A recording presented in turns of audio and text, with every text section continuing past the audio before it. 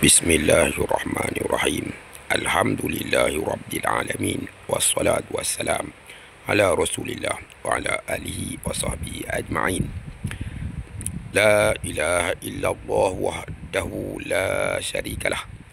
Lahul mulku wa lahul hamd wa huwa ala kulli syai'in qadir.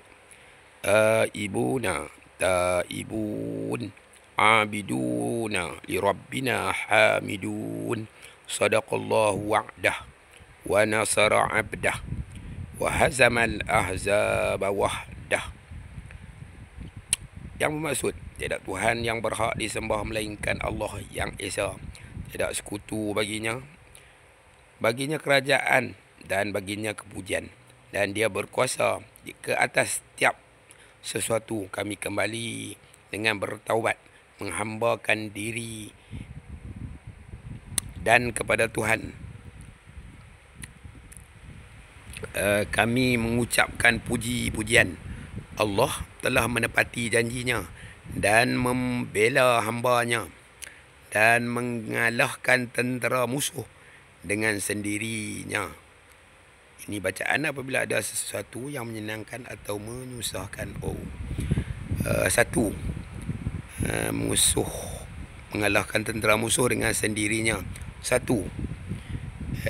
Apabila Nabi SAW balik dari berperang atau haji, baginda membacanya Al-Bukhari nombor 7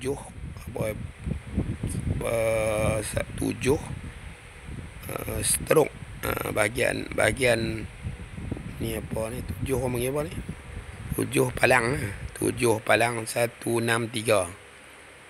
Muslim, dalam Muslim pula dia punya hadis nombor 2.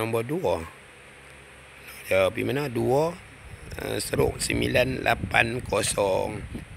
Jadi hadis ni, doa ni ada diriwayatkan dalam kitab Bukhari dan Muslim. InsyaAllah mudah-mudahan kita termasuk orang-orang yang Allah pilih dan Allah beri kemenangan yang sebenar di dunia dan di akhirat, insya-Allah.